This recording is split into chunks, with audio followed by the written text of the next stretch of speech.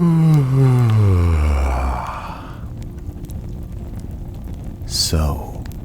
do you want to hear a bedtime story about the sleepy Puss in Boots, who was the cleverest cat in the whole kingdom? Now, if you truly want to enjoy this beautiful fairy tale, fluff your pillow, get under your blankets, relax, and close your eyes. For this journey into the magical world of dreams to happen, you must also do the following. With your eyes closed, think of your breathing. Breathe in and breathe out. Breathe in and breathe out. Now, don't think about magnificent kingdoms, cats, boots, or brave knights. Feel the breath right under your nose and try again. And once again, breathe in and breathe out. Breathe in and breathe out. Well done. Now it's story time, and we are about to enter the magical dreamland where once lived a clever cat that loved to wear its shiny boots. Once upon a time, in a quiet little village, there lived a hard-working miller who had 3 sons.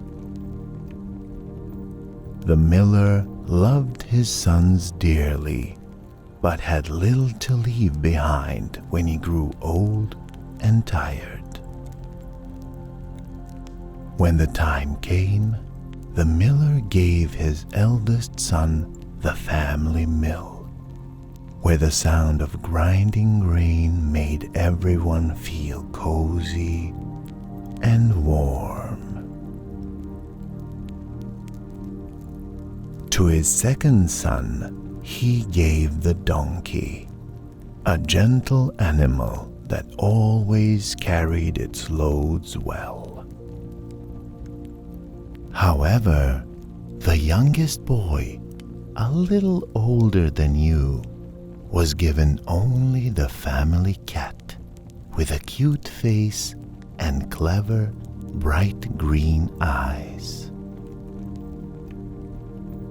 The boy felt disappointed and tired as he sat by the warm fire, staring at the cat.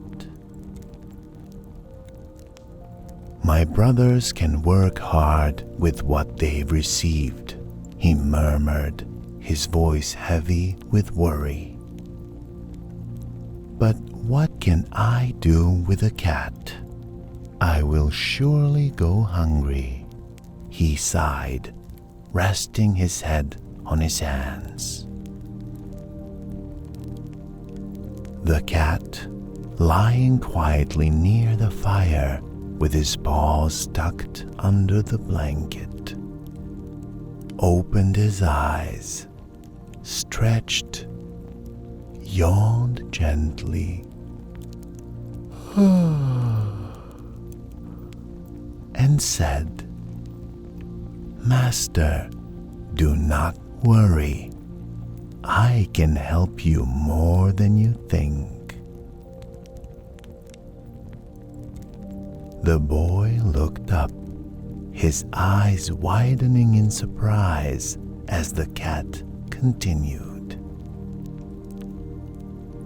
"If you give me a bag and a pair of boots, I will make sure to make your life better. said the cat with a tail flick. Although he felt doubtful, the boy sighed and thought, "I have nothing to lose," before handing his last few coins to the cat to buy what he had asked for. The cat, now wearing his shiny boots and carrying a bag, smiled warmly and said, "Relax, master. Just leave everything to me." Feeling relieved, the boy yawned softly and lay back against a cushion, too tired to argue.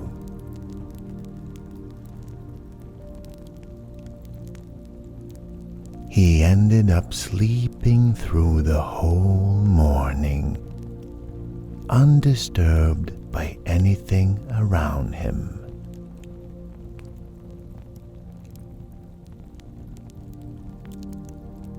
In the meantime, the cat set off across the fields, his boots making a gentle sound. Clack, tap, clack, tap, clack, tap, clack, tap, clack, tap.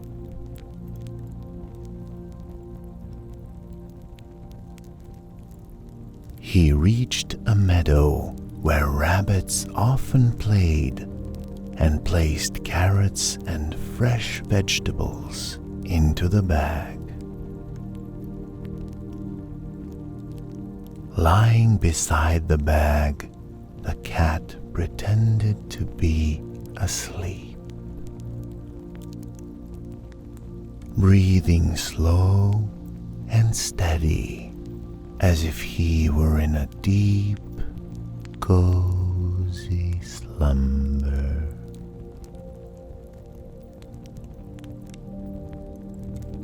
He was waiting for a small animal to fall into his trap and counted.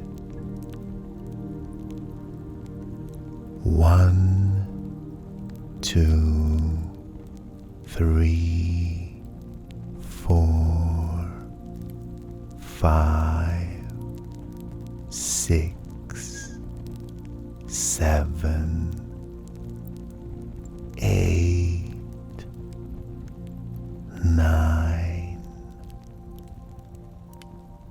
10, 11, 12, 13, 14, 15, 16, 17,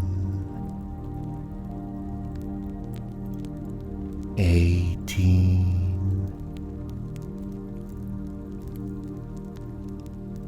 19,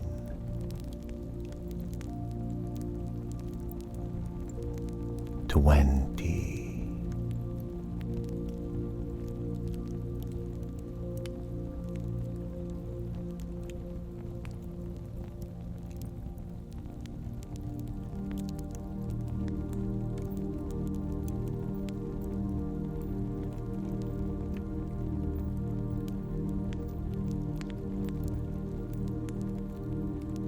Before long, a curious rabbit hopped toward the bag, sniffing the delicious food inside. With a soft pull of the strings, the cat caught the rabbit and smiled, pleased with his work. "This will do nicely," he said quietly, carrying the bag carefully as he made his way to the king's grand palace. When he arrived, the guards looked at the cat in amazement. They were impressed by a cat in his shiny boots.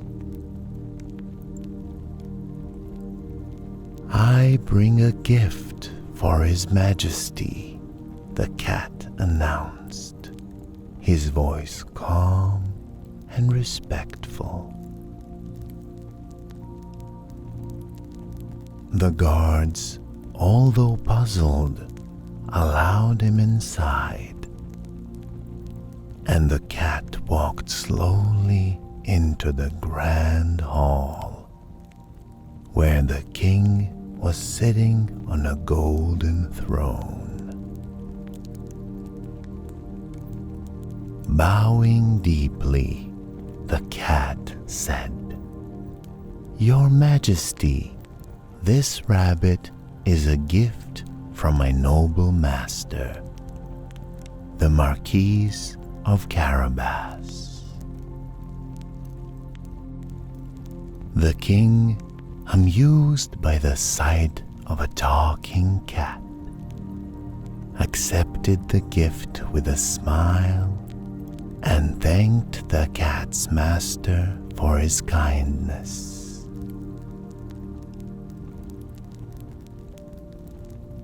Puss in Boots returned home to his master, who was resting by the fire, looking less worried now. "Everything is going well," said the cat, curling up beside the boy, his fur warm and soft.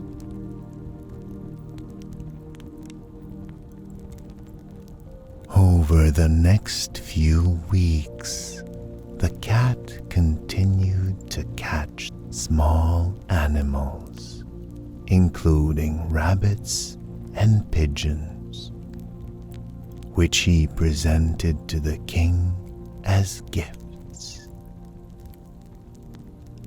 Each time, the king thanked the cat warmly, thinking highly of the mysterious Marquis of Carabas. One day, the cat overheard that the king and his daughter, a kind and lovely princess, were going for a ride along the river. The cat hurried back to his master, who was yawning softly.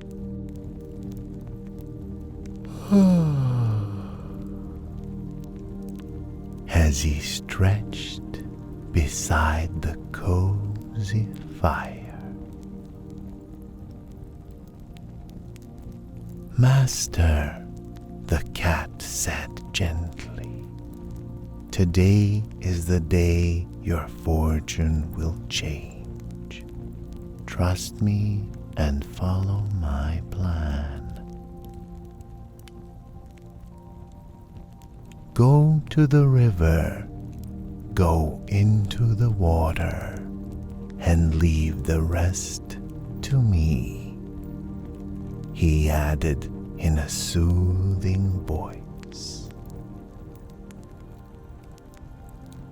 The boy, although still unsure, nodded and went to the river, where the gentle sound of water relaxed him.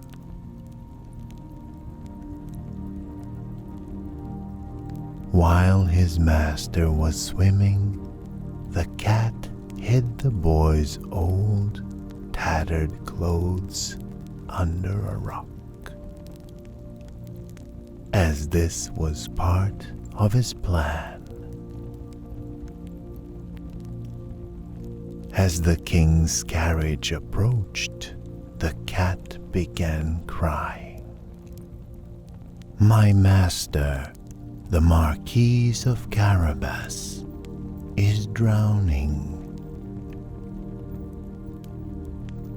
The king stopped the carriage immediately and sent his guards to rescue the boy from the water. The boy, now shivering slightly, looked relieved as the guards helped him out. The cat explained that while his master had been in the water, thieves had stolen his clothes and left him with nothing. The king, moved by the story, ordered his servants to bring one of his finest suits for the young boy. Dressed in elegant clothes, the boy looked handsome and noble, catching the princess's attention. The king invited the boy into his carriage, addressing him as the Marquis of Carabas, and they continued their journey. Meanwhile, the cat ran ahead, his steps light and quick, planning the next part of his scheme. Reaching a meadow, he told the farmers, "When the king asks who owns this land, tell him it belongs to the Marquis of Carabas." The farmers, feeling nervous but curious, agreed and watched as the king's carriage passed. "To whom does this meadow belong?" the king asked, admiring the lush vegetation. "It belongs to the Marquis of Carabas," the farmers replied, as the cat has instructed. The king nodded approvingly, impressed by the boy's big property. The cat kept going, speaking to shepherds, reapers, and vineyard workers, instructing them to answer the same. The boy, sitting in the carriage, felt surprised but relaxed as he watched the king's growing admiration.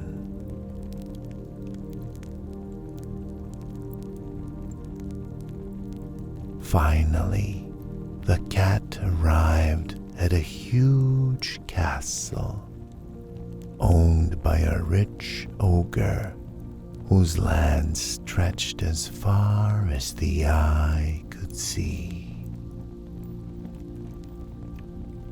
Knocking on the large wooden door, the cat greeted the ogre politely and said, I've heard of your great powers and would like to see them for myself. The ogre, eager to show off, transformed into a roaring lion, the ground shaking under his feet. Pretending to be frightened, the cat said, "That's amazing, but surely you cannot become something small, like a mouse."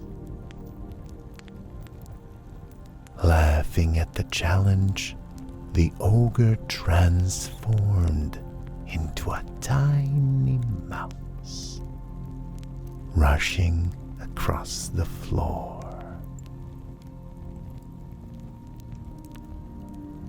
Quick as a lightning, the cat pounced on the mouse and swallowed it,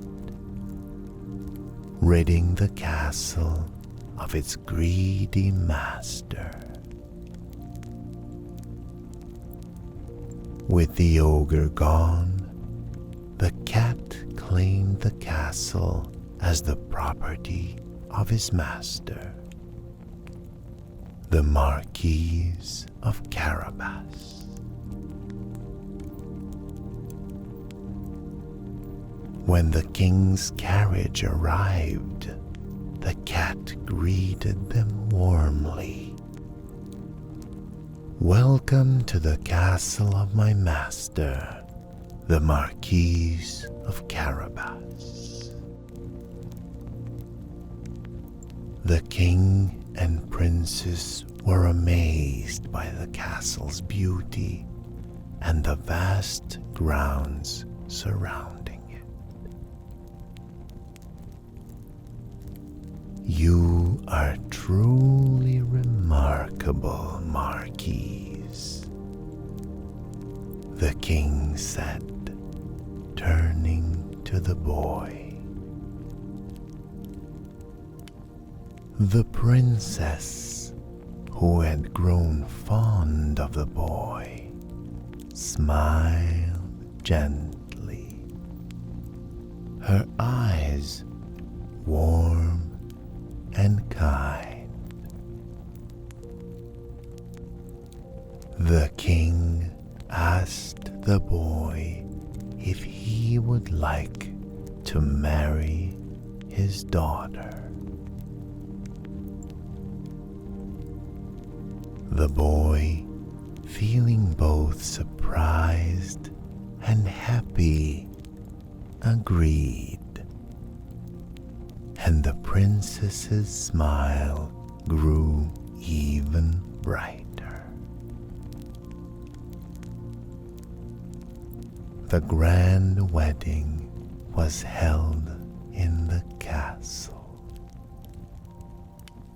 and the celebrations were joyful and pleasant, with soft music and warm lights. The boy became prince and ruled the land wisely and kindly, with the princess always by his side. The prince, the princess, and the clever cat lived happily ever after, in a kingdom where every night felt cozy and safe.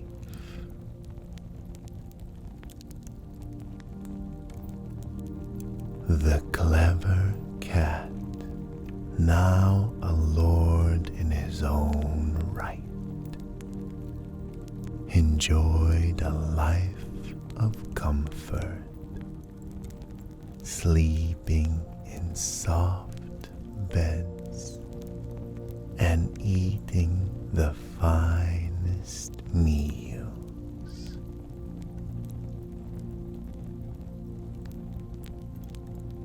No longer needing to chase mice, he did so only for fun, his whiskers twitching in delight.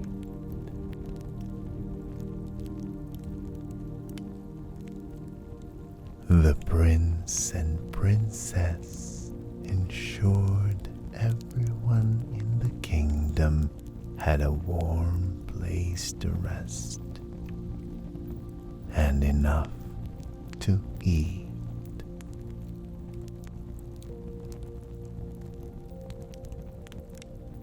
The cat became a legend, his cleverness inspiring bedtime fairy tales that filled the air with wonder.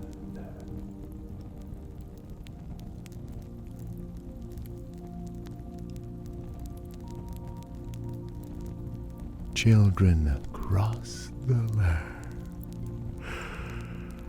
and all of your friends would yawn softly as they listened to the cat's adventures.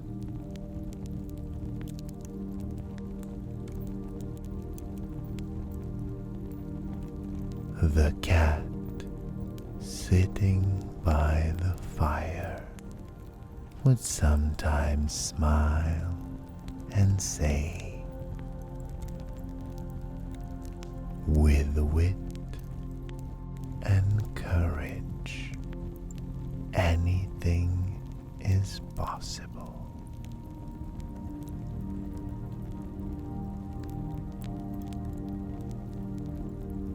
Every night, the cat would curl up by the fire and purr softly.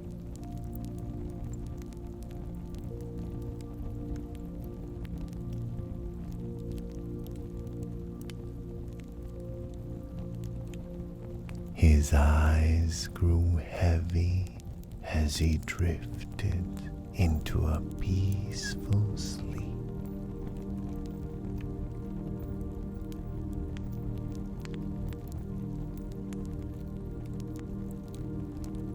Everybody was sleeping.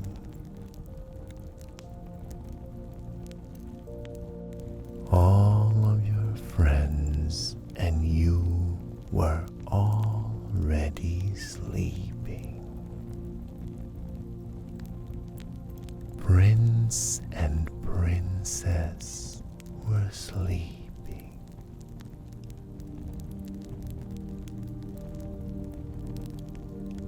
The king and his servants were sleeping.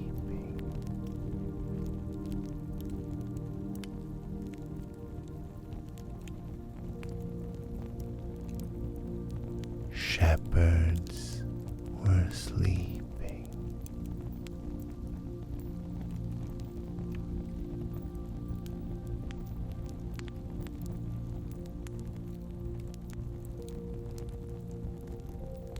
Puss in Boots was sleeping.